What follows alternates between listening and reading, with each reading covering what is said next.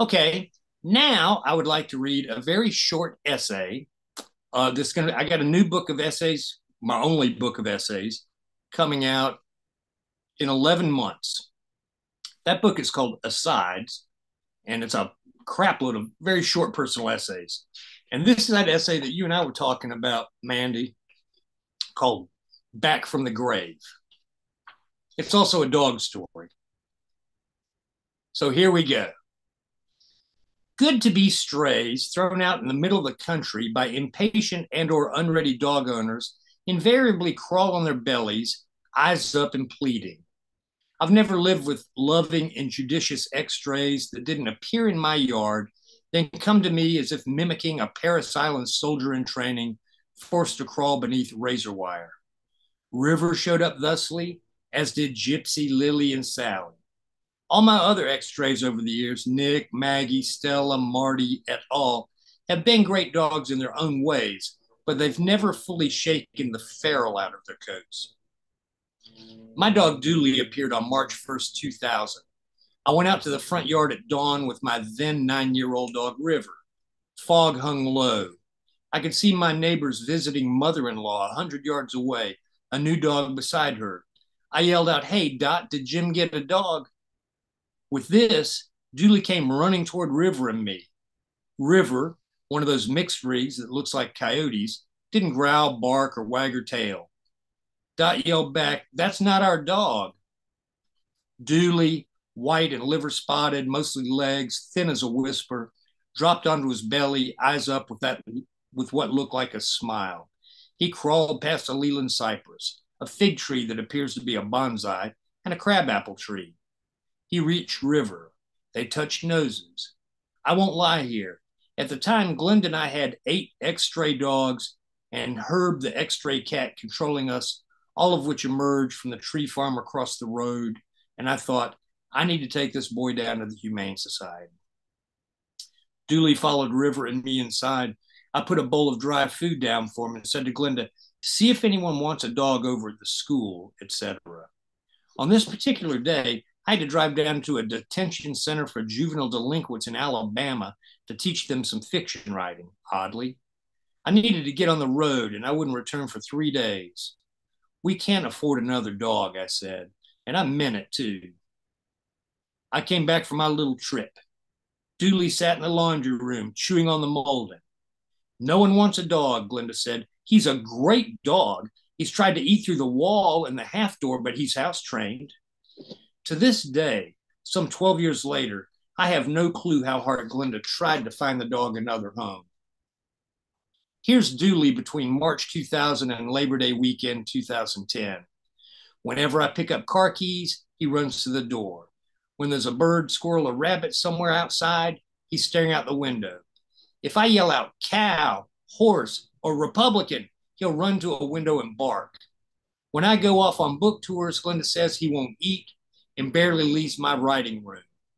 He lived with me at Wrightsville Beach for 5 weeks and stared at seabirds nonstop. He's curled up below me now as I write this.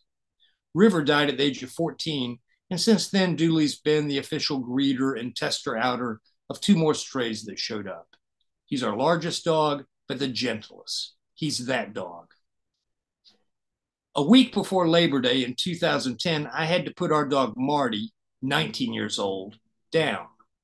I buried him in the backyard next to Ann, Hershey, River, Inklet, Nutmeg, Joan, and a stray we'd been trying to coax over for a month that some overzealous DNR agent shot in the tree farm. 19 years old. One time when I wasn't paying attention, Marty, part bulldog and mostly underbite, had stuck his head in my plastic cup and drank about 16 ounces of a bourbon and Coke. He wobbled around, peed on himself, and then wouldn't come near booze for the rest of his life.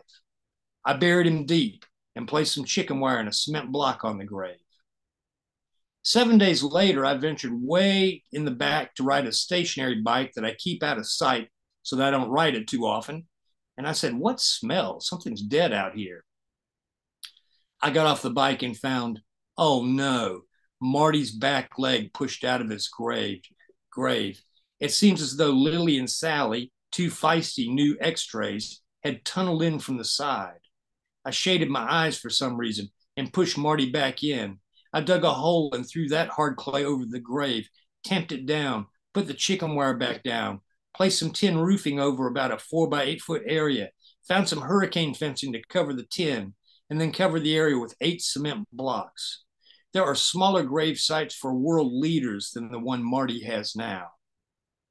That night, at about 10 o'clock, Dooley threw up a bowl of undigested food. I said, "Damn, Dooley, what's wrong?" I cleaned up the mess. He drank a half bowl of water and vomited. I cleaned that up and took him into Glenda's studio instead of my writing room. He drank water. He couldn't keep it down. This went on until dawn. Even though I had done well in a college logic course, I didn't make a connection between some things. I thought that Dooley had an intestinal obstruction. One time years earlier, our dog Anne ingested a number of unripe peaches that fell off the tree. She skinnied up, and the veterinarian ended up giving her a simple enema that cost us $250 to get 30 peach pits out of her system. I took Dooley outside and gave him the same treatment. I'll jump ahead and say that he wouldn't look me in the face for a good few days after this, but to no avail. I drove him into Greenville to the emergency vet clinic. This was a Sunday. Evidently, it was hit a dog in Greenville day, too, for Dooley and I sat there for a good 3 hours before a vet could see him. At this point, he didn't seem dehydrated yet. He wasn't throwing up. He seemed fine. I took him home. He drank water, and he released it accordingly. 24 hours later, he could barely stand. I picked him up and got him back to the emergency clinic, where a great veterinarian named Dr. B.J. Rogers, whom I dealt with in the past when Stella needed an emergency hysterectomy, she said, "He's too dehydrated to do exploratory surgery. The x-ray shows nothing, but I know there's something in there. We can do a sonogram later."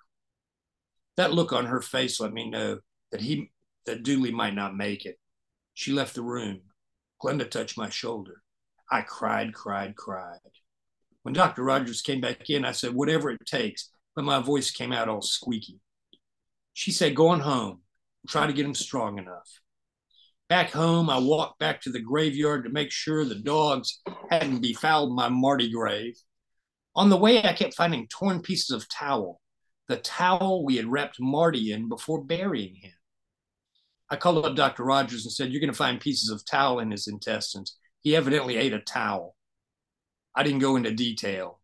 I wouldn't want the veterinarian thinking that we were some kind of low-rent, towel-wrapping, dog-burying people in Dacusville, South Carolina. She said, "Yep, we found it in the sonogram." Dooley survived this surgery, but barely. He stayed at the clinic for a couple of days, but they didn't want to release him because he had not peed. I showed up. He looked terrible. And I said, "Let me just take him home." When I got him outside on a leash, he peed for 10 minutes on the grass. It seemed as though he knew not to pee inside on a concrete floor. In my mind, Dooley can do no wrong. Outside of saying to Lily and Sally, "Hey, give me that towel. If y'all eat it, you might get sick." What a martyr. My friend Ron Rash called me up a couple weeks after this incident. He said, "What's been going on?"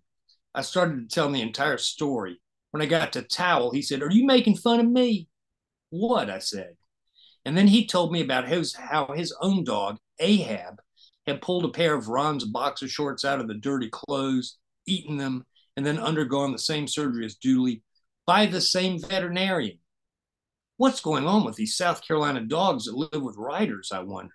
Is there something to reincarnation? Were they critics in a previous life? I like to think that's the case, that Dooley once roamed the earth as a critic or editor, and that he's at my feet now sending me high-frequency advice that only I can discern. "Write about me, write about me, write about me," he's probably communicating now. Tell everyone about my fearless exploits.